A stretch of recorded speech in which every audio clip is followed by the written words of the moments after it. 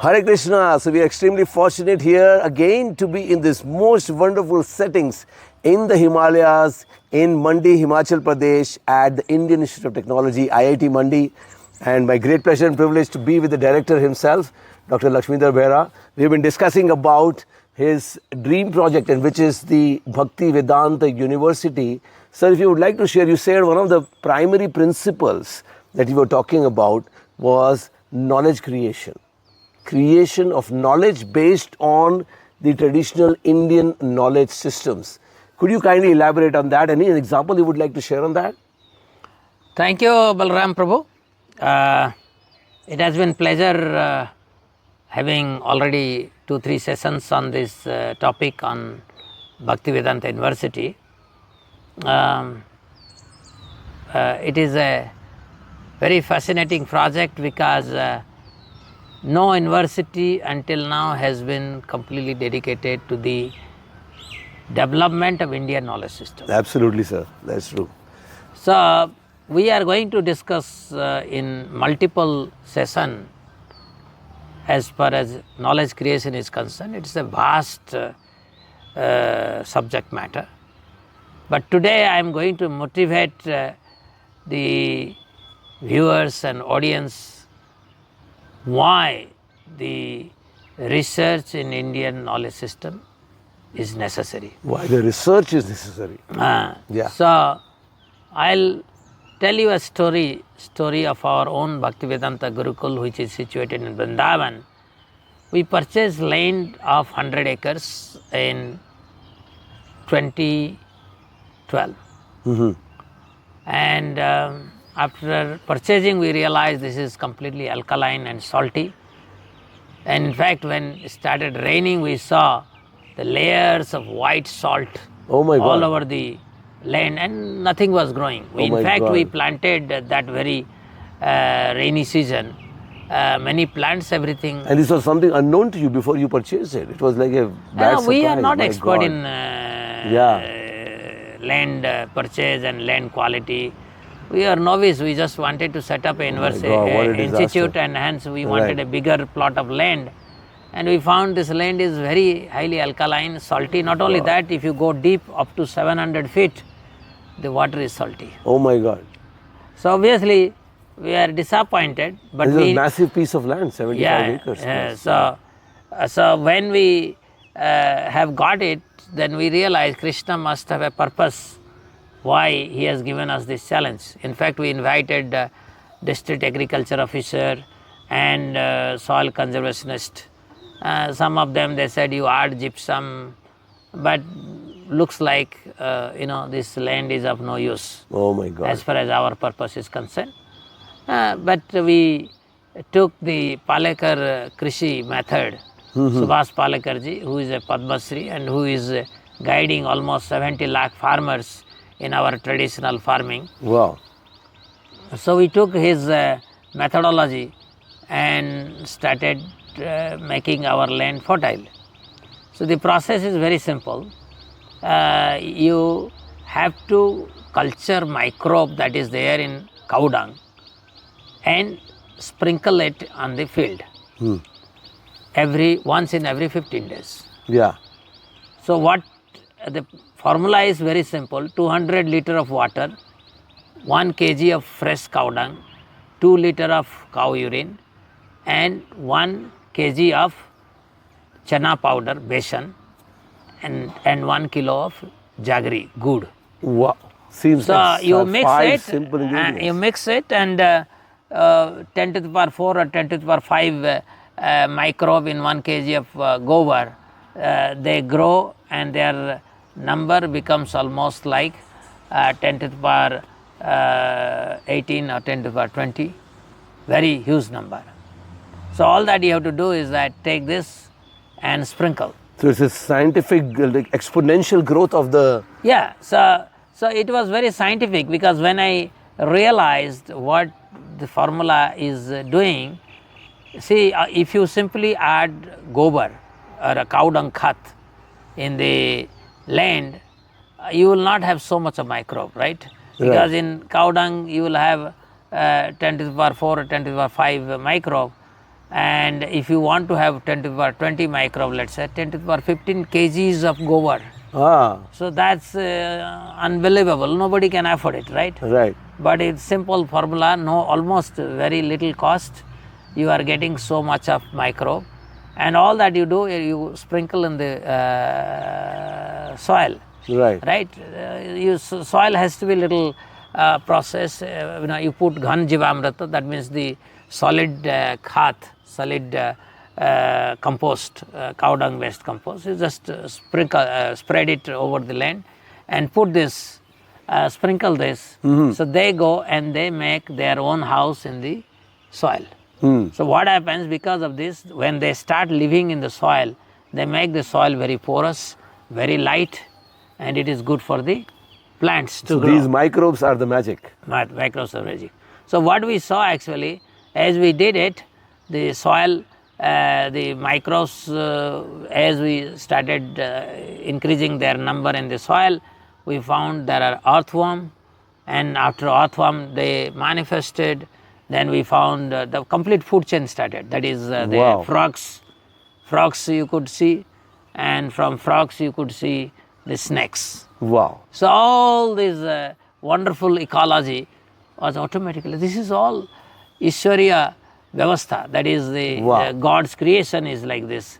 There is a complete food chain that is established. So you start with something really barren, and then you are saying you put these 5 simple ingredients, which is gobar and chana and Then basically it's only microbe, right? Yes. All this thing we did is to culture microbe. Their numbers are very large number. Very large number, 10 to the power of 15, etc. So when you put them, and then slowly leads to this chain of the creation. And the land becomes very fertile, right? And there is you don't need pesticide, you don't need anything. Wow. I just recently had some chat with Palekarji. He was telling that suppose this, you see here in this Himachal, there are many apple garden.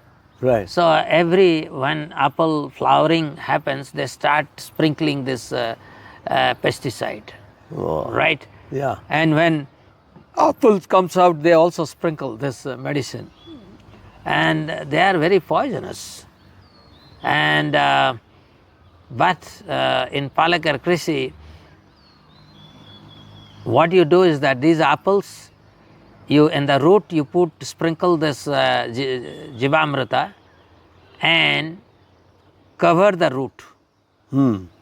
Cover the root, right, with grass or some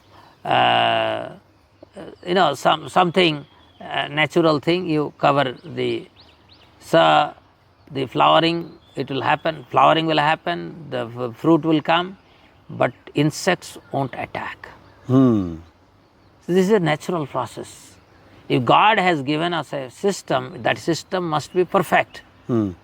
But unnecessarily we are creating a very artificial method by which we are endangering our life. And because of this artificial chemical fertilizer and the pesticide, what is happening is that the cancer patients are increasing. The wonderful case is the Punjab, the capital of cancer patients, right? And recently we had a MOU with the Homi Bhabha Cancer Hospital in Chandigarh, and they were telling that how Punjab is afflicted by cancer. My God. Yeah. We also came from a village near Indore, 2 hours from Indore, and there also, because of these heavy pesticides, many people are suffering from cancer. So if you look at the whole scenario, that Indian traditional method always used methodologies that is aligned with environment and nature, right?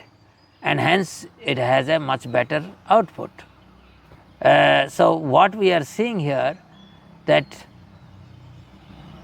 this method of agriculture at some point of time, probably 1947 or when we attained our freedom,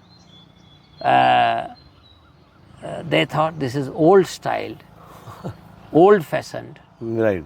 and we have to take the knowledge from the West, because West is always better. Yeah. Whatever West says, that is truth. Yeah. West is the best. I think. And whatever is coming from Bharata must be outdated, obsolete. This kind of mindset has sunk in somewhere, and hence we have to do research. Yeah. And you have to research. In fact, I did a research here. In IIT Kanpur, I took 2 plots in my house, made 2 plots. In one plot, I didn't sprinkle the Jivamrita. In other, I sprinkled Jivamrita. And I put corn seed, Makkah. And then what happened?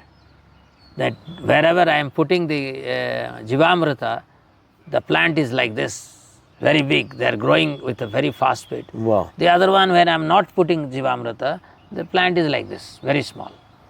So, and then I wanted to see what is happening to the soil.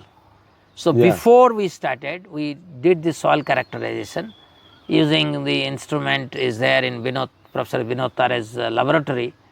And we found that, of course, both plots are in the same place. So, soil characterization was same. How much phosphorus, how much calcium. So, these are all same.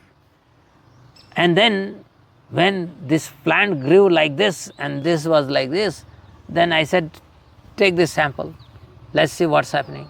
Right. Okay. So, obviously somebody would expect where the plant is growing at a very fast speed and very healthy state.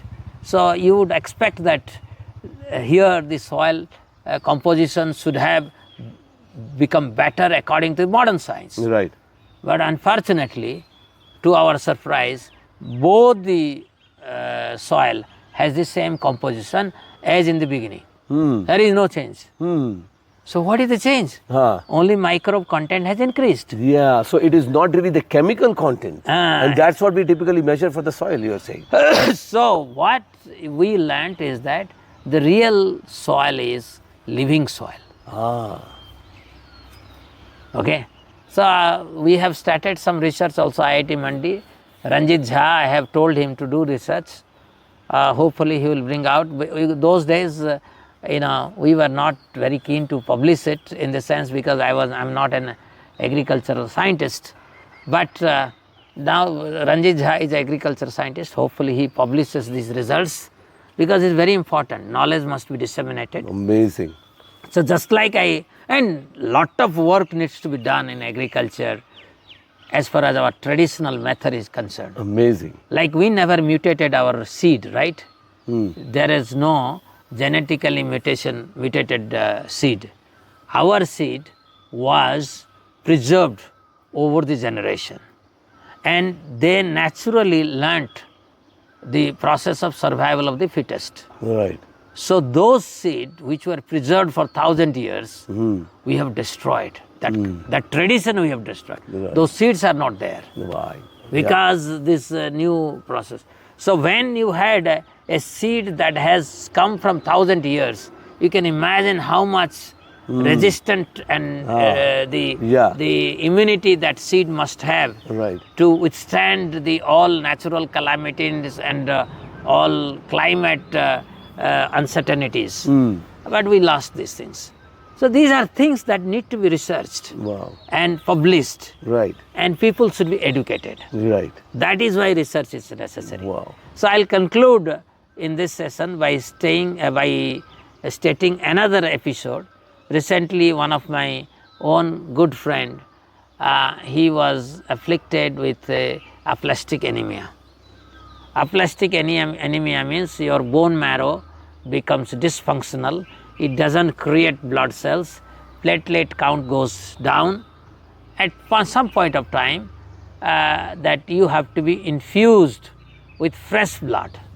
And depending on the severity, this infusion may be on every 15 days, every 7 days, every 3 days. And that comes to every single day until the patient dies, right? And here, this situation is so bad that the patient was about to be transported to London for bone marrow transplantation. And what happened? Suddenly, Ayurveda Vaidya was located. His name is Dr. Subhash Singh.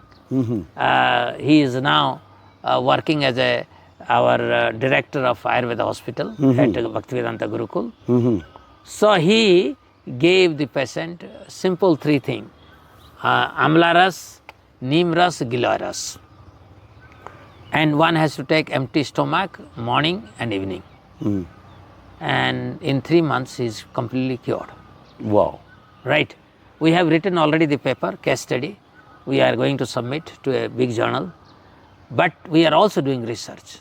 We will take mouse in its bone. We will simulate this dysfunctionality. So we will see that its platelet count goes down. And then we administer this what is called Amlaras, Giloyras and Neemras.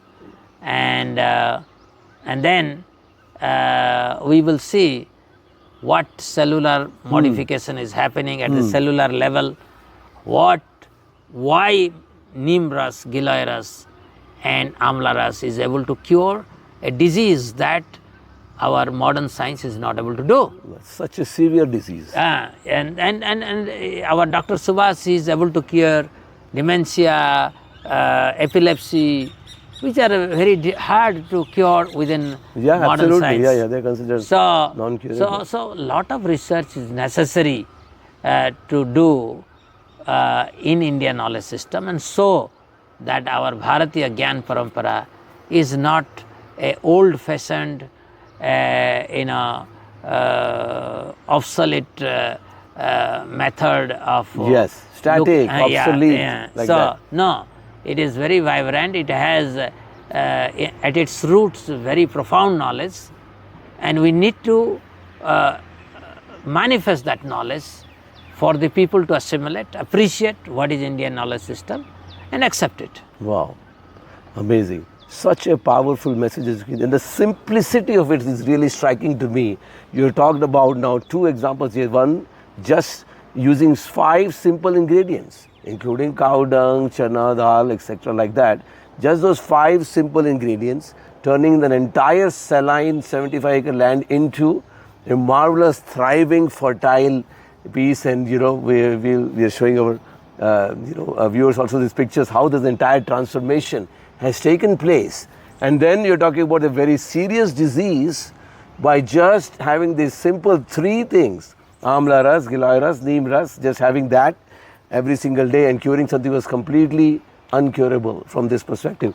So here this importance that we can see of this knowledge system, if we can do this, we can document this, research this, etc., and then replicate this thing, then how useful can it be, not just in these, but in many more things to happen.